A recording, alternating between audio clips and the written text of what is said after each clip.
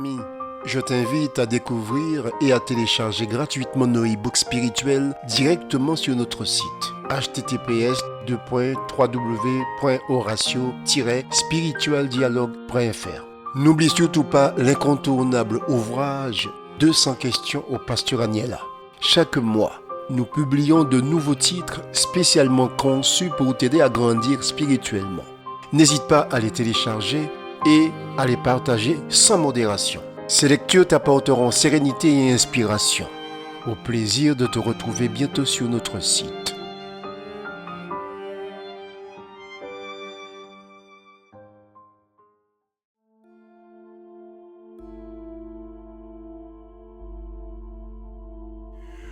Pour ce sermon que j'ai titré « Le mensonge et la vérité », j'ai choisi comme verset de référence Jean 8, 44. Vous avez pour père le diable, et vous voulez accomplir les désirs de votre père. Il était meurtrier dès le commencement, et il ne s'est pas tenu dans la vérité, parce qu'il n'y a pas de vérité en lui. Lorsqu'il dit le mensonge, il parle de son propre fond, car il est menteur et père du mensonge. Mes amis, pour mieux saisir le sens de ce verset, nous devons le replacer dans son contexte. En effet, Jésus s'adresse aux pharisiens, leur expliquant que leurs actions découlent directement de la véritable nature de leur cœur. Une précision, mes amis. Même si nous ne sommes pas des pharisiens, ce passage nous concerne tout autant. Le mensonge a un impact considérable dans tous les aspects de notre vie, tant naturels que spirituels. Tu vas comprendre. Nous allons d'abord voir la nature du mensonge. Quand Jésus qualifie le diable de « père du mensonge », ce n'est pas sans raison. Le mensonge a débuté avec Satan dans le jardin d'Éden. Genèse 3. Et c'est bien lui qui a provoqué la chute de l'humanité, puisque Satan est l'inventeur du mensonge. Cette appellation par Jésus est tout à fait juste. Jean 14, 6. Jésus lui dit « Je suis le chemin, la vérité et la vie. » Mon ami, lorsque tu commences à mentir, que ce soit le matin, à midi ou le soir, tu mens dans toutes les directions, au nord, au sud, à l'est, à l'ouest. Dans ces conditions, tu ne peux pas affirmer que c'est Dieu, le Créateur, le Père de Jésus-Christ de Nazareth, qui est ton Père. C'est impossible. Car nous venons de voir, Jésus dit qu'il est la vérité. Donc si tu mens dans toutes les directions, tu ne peux pas revendiquer être habité par Jésus. Elohim est un Dieu de vérité. Le mensonge est un péché grave à ses yeux. Un chrétien est appelé à parler avec sincérité, même quand c'est difficile. Nombre 23, 19. Dieu ne pointe un homme pour mentir, ni fils d'un homme pour se repentir.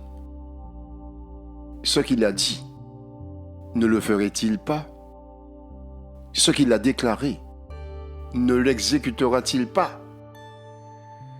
Un homme de Dieu a partagé son expérience après sa conversion, c'est-à-dire après s'être affranchi des chaînes du mensonge.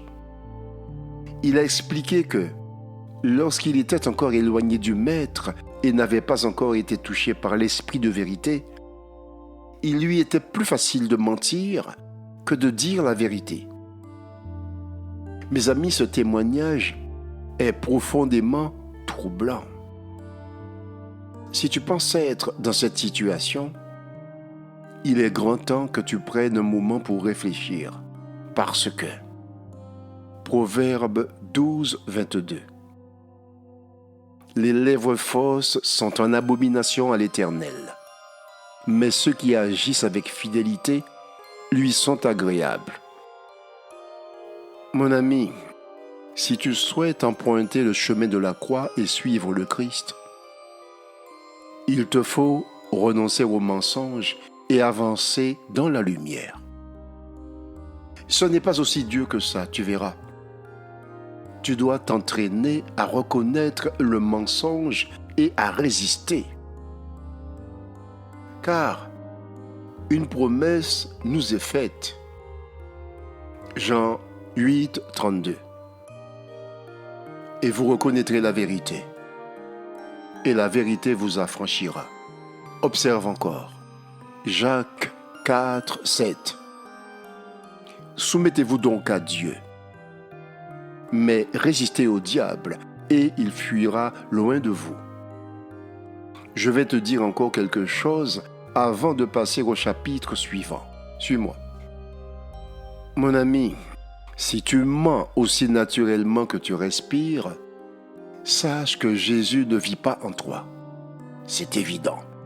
Je te le répète. Si tu mens aussi naturellement que tu respires, sache que Jésus ne vit pas en toi. La vérité, mon ami, ne peut pas coexister avec le mensonge. Cela est impossible. Tu comprends? Jésus est la vérité. C'est évident qu'il ne peut pas habiter en toi en même temps que le mensonge. Si tu affirmes que Jésus habite en toi, alors que seuls des mensonges sortent de ta bouche, tu es encore en train de mentir, mon ami. La vérité est une force, et Jésus incarne cette vérité. 1 Jean 6. Si nous disons que nous avons communion avec lui et que nous marchons dans les ténèbres, nous mentons et nous ne pratiquons pas la vérité. Mais si nous marchons dans la lumière, il est lui-même dans la lumière. Nous avons communion les uns avec les autres. Et le sang de Jésus, son Fils, nous purifie de tout péché. Mon ami, je n'ai nul besoin de te dire que le mensonge a des conséquences. Et c'est ce que nous allons voir. Conséquences du mensonge dans le spirituel. Parce qu'il y a des conséquences, mon ami. Le mensonge t'éloigne et te sépare de Dieu.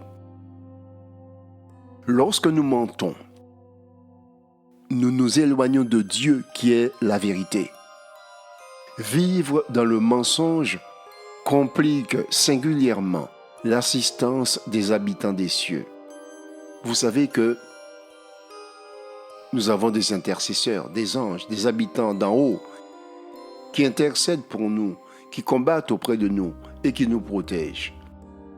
Tant que tu portes ces habits de mensonge, tu leur compliques la tâche. Et, conséquence, tu ne pourras jamais comprendre pleinement l'amour que Jésus a pour toi. Le mensonge alors constitue une barrière entre toi et ton Créateur.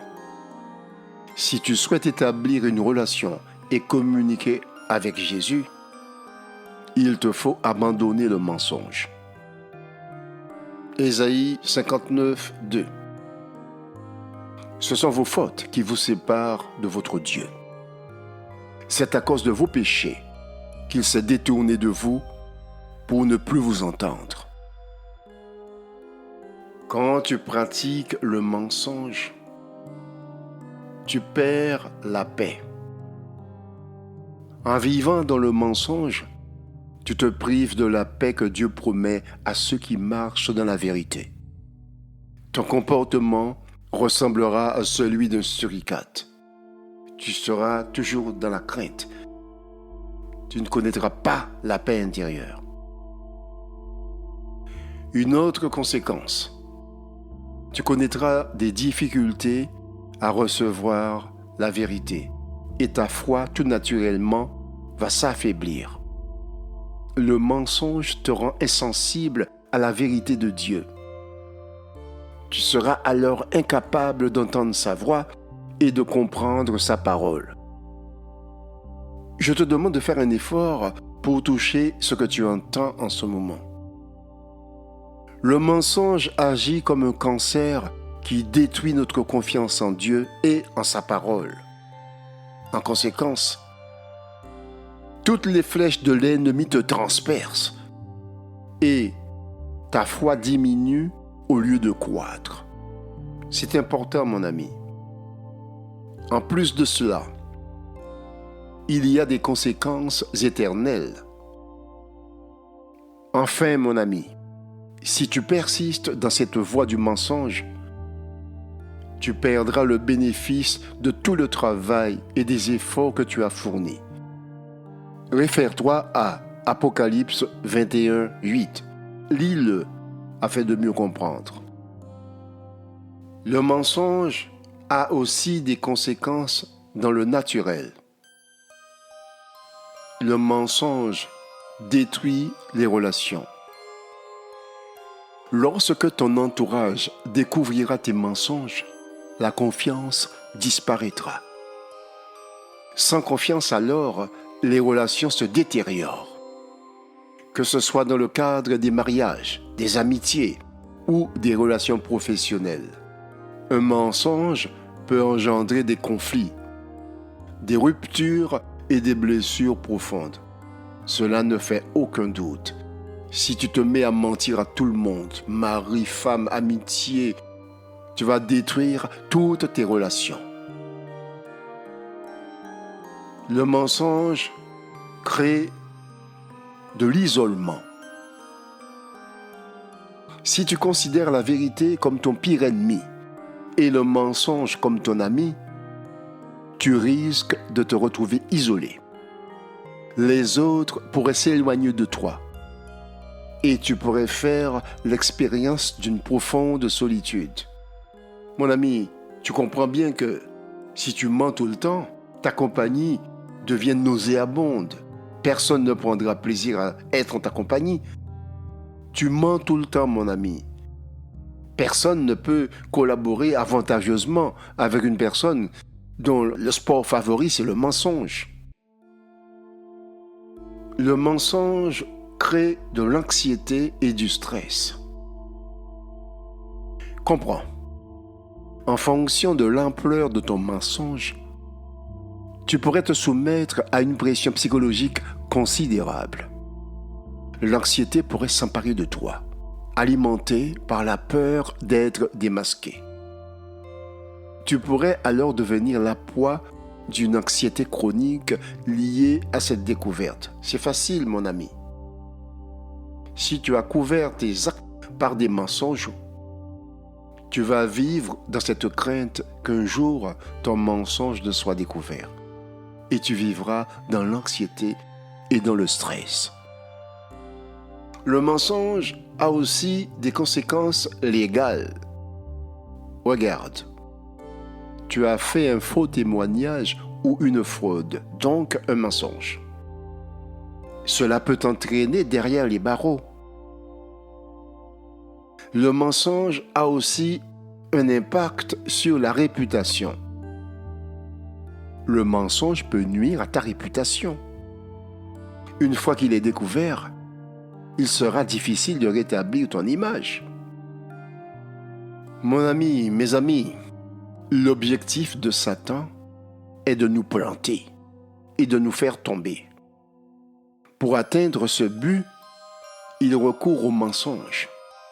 C'est son arme principale. Il est le père du mensonge. Et, en l'utilisant, il détourne les hommes de la vérité sans aucune difficulté. C'est la méthode qu'il a employée dans le jardin d'Éden. Observe, mon ami. Il suffit d'observer certaines lois en vigueur dans certains pays pour comprendre cela. Demande le discernement car tu ne pourras pas déceler les ruses du diable sans avoir le discernement. L'intelligence spirituelle te permettra d'examiner ton propre cœur. Sans cet esprit, c'est-à-dire l'esprit de discernement, tu pourrais croire ou même propager des mensonges. Mon ami, ne te fais pas d'illusions. Il est impossible de pratiquer le mensonge sans en subir les conséquences dans ta vie. Le mensonge affecte inévitablement nos relations, notre santé mentale et surtout notre relation avec Jésus, car la vérité est en Christ. Tu dois faire des efforts pour connaître vraiment le Dieu que tu dis adorer. Tu dois connaître ses traits de caractère. Tu dois connaître ce qu'il aime et ce qu'il déteste, ainsi que la manière dont il réagit dans différentes situations. Tu dois connaître ton Dieu. Tu dois connaître Jésus. Si tu ressens un manque à ce sujet, n'hésite pas à demander l'esprit de connaissance. Cet esprit est là pour t'éclairer. Je voudrais te rappeler Éphésiens 4, 25. C'est pourquoi renoncez aux mensonges et que chacun de vous parle selon la vérité à son prochain, car nous sommes membres les uns des autres. Je sais que tu seras d'accord avec moi. Écoute, si nous faisons tous partie d'un même corps, il ne peut pas y avoir de place pour le mensonge parmi nous, puisque nous faisons partie du même corps. S'il y a du mensonge au milieu de nous, c'est que nous ne faisons pas partie du même corps. Il ne faut pas se mentir. Si tu mens tout le temps, tu ne peux pas faire corps avec ceux qui pratiquent la vérité. Il ne faut pas te mentir à toi-même. Celui qui choisit de vivre dans le mensonge se coupe de l'Église, donc du corps de Jésus. Souviens-toi que Jésus est le Dieu qui fait des promesses et qui les réalise. Penses-tu un instant qu'il puisse te mentir? Jésus est la vérité. Il vit en nous. Il vit en toi. Alors, fais un effort. Abandonne le mensonge. 1 Jean 4, 6. De cette manière, nous pouvons distinguer l'esprit de la vérité et l'esprit de l'erreur. Mon ami, la vérité nous rend libres. Jean 8, 32. Vous connaîtrez la vérité, et la vérité vous affranchira. Cela signifie que tu pourras comprendre que la terre n'est pas le résultat d'un Big Bang. C'est un mensonge. Et tu sauras aussi que l'homme ne provient pas du singe. C'est un mensonge également.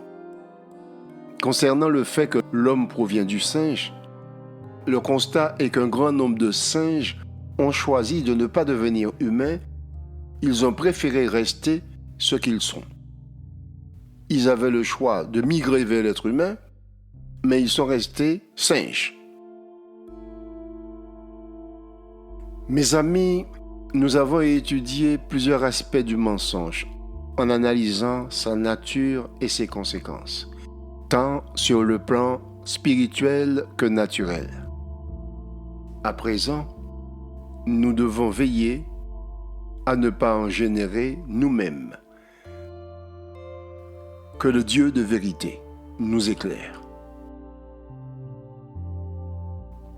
Seigneur Jésus, je reconnais que le mensonge m'a emprisonné. Je te demande de me libérer de toute tromperie, que ce soit celle que j'ai crue ou celle que j'ai pu répandre. Remplis-moi de ta vérité et aide-moi à marcher dans la lumière.